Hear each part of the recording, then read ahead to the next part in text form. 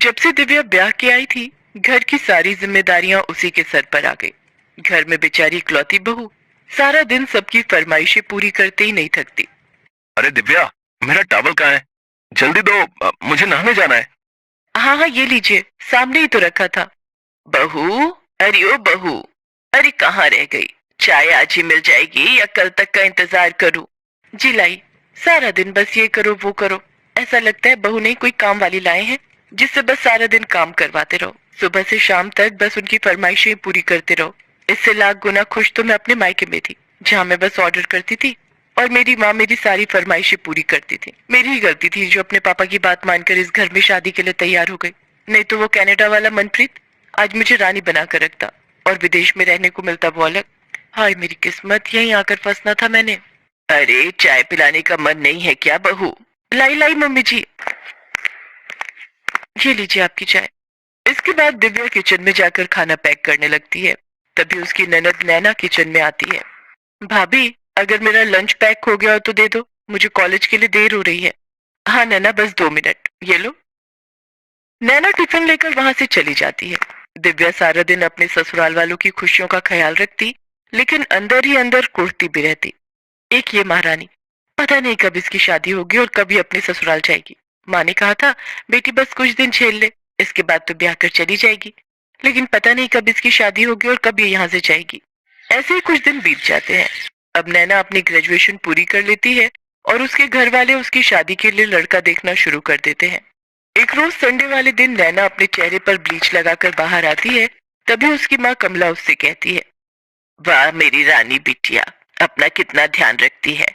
बस अपने चेहरे को ऐसे ही चमकाती रहे, फिर देख तेरी माँ तेरे लिए क्या राजकुमार ढूंढ कर लाएगी। राजकुमार? आगे चलकर इसने भी मेरी तरह काम वाली ही बनना है। वैसे आशा बहन ने अपनी नैना के लिए एक बढ़िया रिश्ता बताया है। परसों लड़के वाले इसे देखने आ रहे हैं। क्या सच में माँ? मेरी छोटी सी बहन कब इतनी बड़ी हो गई, पता ही नहीं चला। लड़के वाले? अरे वाह, ये तो बहुत अच्छी बात है। अब नैना की शादी हो जाएगी। चलो अच्छा है, कम से कम इससे जान तो छूटेगी और मेरा काम तो कम होगा। कुछ देर बाद नैना अपना चेहरा धोकर आती है तो उसके चेहरे पर लाल रंग के बड़े बड़े धब्बे उभर आते हैं। वो जोर से चिल्लाते हुए बाथरूम से बाहर आती है। ओ नो, ये मेरा चेहरा, ये मेरे चेहरे को क्या हो गया? सत्यानाश, परसों तुझे देखने लड़के वाले आ रहे हैं और तू है कि अपना पूरा चेहरा जलाकर बैठ गई। अरे लड़के वाले तुझे ऐसे देखेंगे तो झट से ना कर देंगे। ओ गॉड, अब क्या करें? आप टेंशन मत लीजिए, ये जरूर इसे ब्लीच से एलर्जी हुई होगी। मैं अभी इसके चेहरे पर मुल्तानी मिट्टी लगा देती हूँ, साथ ही बर्फ से सिकाई कर देती हूँ, कल तक ठीक हो जाएगा। इसके बाद दिव्या मुल्तानी मिट्टी का पैक बनाकर नैना के चेहरे पर लगा देती है। इसके बाद वो अपने कमरे में जाकर अपनी माँ को फोन करती है और कहती है, ओफो माँ, ये अच्छी बहू बनने का ड्रामा ना अब मुझसे और नहीं होता। और तुमने तो कहा था कि तेरी ननद शादी करके चली जाएगी तो फिर इस घर पर तेरा ही राज होगा। पर अब तो शादी को 4 महीने होने को आ गए, लेकिन ये तो अभी तक इसी घर में पड़ी है।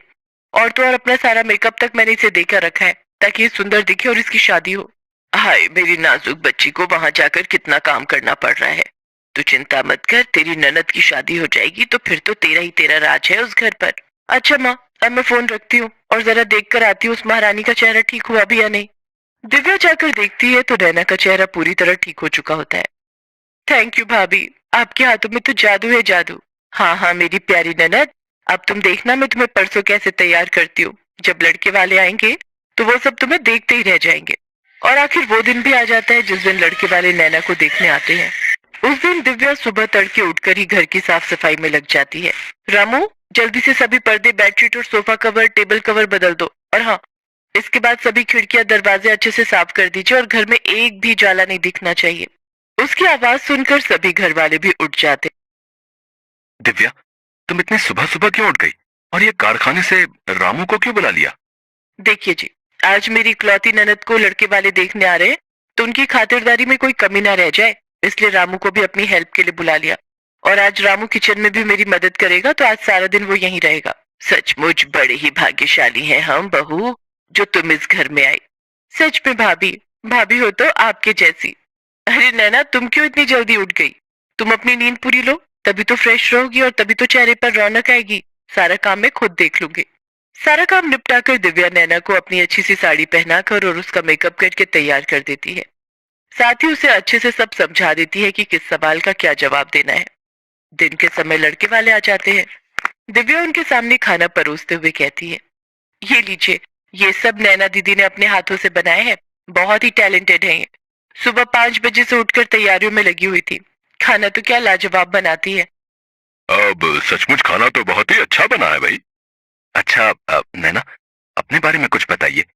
आपको क्या पसंद है और क्या नहीं? इसके बाद नैना वही बोलती है जो दिव्या ने उसे कहा होता है। जी, जो मेरे मायके वालों को पसंद है वो हर चीज मुझे पसंद है, और शादी के बाद मेरे ससुराल वालों को जो पसंद होगा वही मेरी पसंद होगी। सचमुच क्या संस्कार है भाई। इसके बाद लड़के वाले रिश्ता पक्का करके चले जाते हैं। दिव्या अपने कमरे में जाकर अपनी माँ को फोन मिलाती है। मम्मी, फाइनली रिश्ता पक्का हो गया। हाश, सचमुच बड़ी संतुष्टि मिली आज। इसके बाद दिव्या अपने पंडित को पैसे देकर इसी महीने में मुहूर्त निकालने को कहती है। पंडित बिल्कुल वैसे ही करता है। इसके बाद तो दिव्या की खुशी का ठिकाना नहीं रहता और वो खुशी खुशी सारी जिम्मेदारी अपने ऊपर ले लेती है। नैना के लिए शॉपिंग से लेकर उसके पार्लर तक, मेहंदी वाले से लेकर डीजे वाले तक सबका इंतजाम वो कर लेती है। दिव्या उस दिन बहुत खुश थी। वो हर जगह अपनी ननद के साथ थी। अगली सुबह नैना की विदाई हो जाती है। नैना की शादी के 2 दिन बाद दिव्या काफी उदास अपने कमरे में बैठी थी। तब उसका पति प्रफुल्ल उससे कहता है, क्या हुआ दिव्या, तुम इतनी उदास क्यों हो? प्रफुल्ल, मैं हमेशा सोचती थी कि नैना जल्दी से ब्याह कर अपने ससुराल चली जाए, लेकिन अब जब वो चली गई तो उसके बिना ये घर कितना खाली हो गया। ऐसा लग रहा है मानो मुझसे मेरी बहन बिछड़ गई हो। इसके बाद प्रफुल्ल हंसते हुए उसे गले लगा लेता है। वो कहते हैं ना कि किसी की अहमियत उसके जाने के बाद ही पता चलती है। दिव्या के साथ भी कुछ ऐसा ही हुआ। नैना की शादी के बाद उसे अपनी ननद की अहमियत समझ में आई। बिंदिया अपने माँ बाबू के साथ अमरोहा में रहती थी। वो 5वीं कक्षा में पढ़ती थी। बिंदिया की माँ केतकी घर में सिलाई का काम करती थी। केतकी एक मशीन पर घंटों बैठकर अड़ोस पड़ोस के घर के कपड़े सिला करती थी। मोहल्ले की औरतें कुछ न कुछ केतकी से सिलवा ही लिया करती थी। केतकी जब घर का काम करने लगती तो बिंदिया भी उसका हाथ बटाने लगती। तब केतकी उसे पढ़ने के लिए बोलकर खुद ही काम करने लगती। घर का काम करके केतकी दोबारा मशीन पर बैठ जाती। कई बार केतकी आधी रात तक मशीन पर कपड़े सिलती रहती थी। गरीबी की वजह से केतकी को ज्यादा काम करना पड़ता था। केतकी के पति निरंजन को शराब पीने की आदत थी। वो कोई काम धंधा नहीं करता था। केतकी जो कुछ भी सिलाई के काम से कमाती, निरंजन सारे पैसे छीन कर ले जाता। ला, इधर दे मुझे पैसे। केतकी को पता था कि पैसे देखते ही उसका पति सारे छीन लेगा, इसलिए केतकी ने एक गुल्लक बना रखी थी। गुल्लक में वो निरंजन से छुपकर रोजाना थोड़े पैसे डालती रहती थी। केतकी का नियम था कि जो भी पैसे आए उनमें से थोड़े पैसे गुल्लक में डालते रहना। एक दिन बिंदिया माँ से बोली, माँ, ये रोज आप इस गुल्लक में पैसे क्यों डालती हो? पैसे तो खर्च करने के लिए होते हैं ना। बिंदिया, मेरी बिटिया, सारे पैसे खर्च करने के लिए नहीं होते। कुछ पैसे हमें जोड़कर बचाकर भी रखने चाहिए, जो हमारे बुरे वक्त में काम आते हैं। समझी बिटिया रानी? अच्छा, ये बात है। माँ, मैं खेलने जाऊं? मेरी सहेलियां बुला रही हैं। हाँ बिटिया, पर जल्दी आ जाना। ज्यादा देर तक खेलोगी तो तुम्हारे बापू गुस्सा करेंगे। बिंदिया खेलने चली जाती है। खेत की गुल्लक में पैसे डाल देती है और गुल्लक को छुपा कर रख देती है। इतनी देर में निरंजन आ जाता है। वो शराब के नशे में होता है और केतकी से खाना मांगता है। केतकी उसे खाना देती है तो वो गुस्से में बोलता है, ये क्या बना है? हैं? दाल में न नमक है न मिर्च मसाला है। कैसा घटिया खाना बन रहा है। ले जा इसे मेरे आगे से। और तेरे पैसे अभी तक नहीं आए मेरे पास सिलाई के। निकाल, निकाल जरा, मुझे पैसे दे। मुझे मुझे जरूरत है भाई। सुनो जी, वो बक्सा मत खोलो। उसके अंदर थोड़े से ही पैसे रखे हैं। घर में चावल और आटा खत्म हो गया है, इसीलिए बचा कर रखे थे। निरंजन केतकी की एक नहीं सुनता और बक्से में रखे पैसे उठाकर केतकी को धक्का देकर घर से बाहर चला जाता है। इतनी देर में बिंदिया आ जाती है। वो अपनी माँ को इस हालत में देखकर रोने लगती है। केतकी उसे चुप कराती है। दिन बीतने लगे। केतकी मशीन पर कपड़े सिलने का काम करती रहती थी। निरंजन की बुरी आदतें बढ़ती जा रही थी। अब तो वो जुआ भी खेलने लगा था। अब तो वो घर का कोई भी सामान, बर्तन कुछ भी ले जाता और बेचकर उन पैसों से जुआ खेलने लगता। एक दिन, माँ, खीर खाने का बहुत मन है, आज बनाओ ना माँ। अम, अ, ठीक है, तू घर का ध्यान रख, मैं बाजार से थोड़े दूध और चावल लेकर आती हूँ। ठीक है माँ, मैं घर का ध्यान रखती हूँ। केत की बिंदिया के लिए खीर बनाने का सामान लेने बाजार चली जाती है। तभी पीछे से कुछ लोग घर आते हैं और घर का सारा सामान फेंकने लगते हैं। केतकी जैसे ही वापस आती है, वो देखकर डर जाती है। उसके हाथ से खीर का सारा सामान नीचे गिर जाता है। वो शोर मचाती है कि ये क्या कर रहे हो, ये सामान क्यों फेंक रहे हो। बिंदिया भी रोने लगती है कि हमारा सामान क्यों फेंक रहे हो, पर वो लोग नहीं मानते और घर का सारा सामान तितर बितर कर देते हैं। उनमें से एक आदमी कहता है, ये घर तुम्हारे पति ने हमारे सेठ जी को बेच दिया है। तुम्हें अभी इसी वक्त ये घर खाली करना होगा। कहीं भी जाओ, हमें इससे कोई मतलब नहीं। ऐसे ऐसे कैसे घर बेच दिया?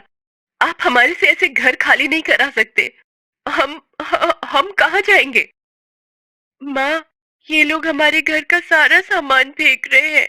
मेरी गुड़िया को भी तोड़ दिया। माँ, जाओ आप लोग यहाँ से, ये हमारा घर है। चुप कर लड़की, अब ये घर तेरा नहीं, हमारे सेठ जी का है। चलो निकलो यहाँ से। केतकी और बिंदिया दोनों रात तक घर के बंद दरवाजे पर बैठी रहती हैं। केतकी बड़ी मुश्किल से बिखरा हुआ सामान समेटती है। तब तक निरंजन भी आ जाता है। वो नशे की हालत में होता है। केतकी उससे पूछती है, आपने घर बेच दिया, मुझे बिना बताए? अब हम कहाँ रहेंगे? इतनी रात में हम कहाँ जाएंगे? आपने ये क्या कर दिया? ये घर मेरा था, मेरा, समझी? मैंने बेच दिया। तू जायदाद नहीं लाई थी अपने माँ बाप के घर से, समझी? मुझे पैसों की जरूरत थी भाई, इसलिए मैंने ये घर बेच दिया। उड़ा दिए जुए में सारे पैसे। बोल क्या करेगी तू? चला भी रोना धोना छोड़ और सामान उठा। मेरे दोस्त मोहन ने एक किराए का कमरा बताया है, आज से हम वहीं रहेंगे। चल उठा सामान। केत की बेचारी क्या करती? बिंदिया का चेहरा देखकर वो मायूस हो गई। बिंदिया भूख से तड़प रही थी। उस दिन बिंदिया का खीर खाने का मन था, पर बेचारी केतकी उसे खीर नहीं खिला पाई। उसकी गरीबी, उसकी बदनसीबी, दोनों उसकी जिंदगी में दुखों का पहाड़ बनकर खड़े थे। छोटी बच्ची बिंदिया की खातिर उस वक्त केतकी चुप हो गई, पर उसका मन पूरी तरह से टूट चुका था। उसका अपना घर, जिस घर में वो ब्याह कराई थी, वो उससे छूट चुका था।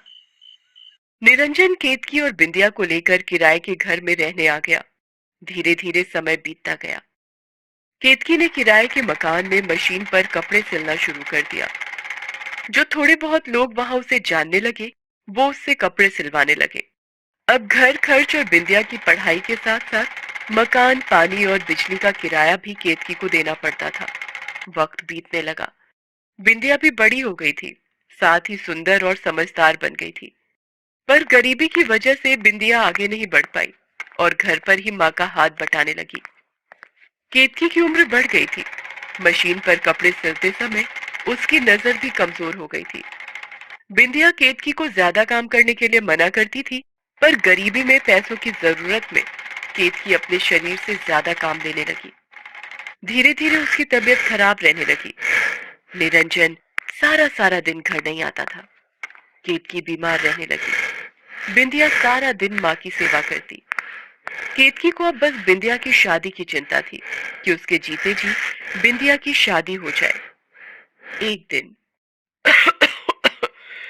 अरे कांता दीदी, आप बहुत दिनों बाद आना हुआ। कब से आपसे मिलने का मन था। हाँ केतकी, सोचा कि तुमसे मिलाऊं। कुछ सालों से गांव में ही थी, दोबारा अमरोहा वापस आ गई हूँ। कल आई तो पता चला कि तुमने अपना मकान बेच दिया और यहाँ किराए पर रहने आ गई। कई सालों से गांव में ही थी तो तुम्हारी कोई खोज खबर ही नहीं थी। क्या बात है केतकी, तुम्हारी तबीयत ठीक नहीं लग रही। कुछ नहीं कांता दीदी, वो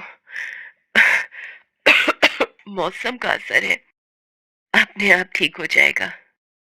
बिंदिया, बिंदिया, कांता दीदी आई हैं, उनके लिए चाय बना ला।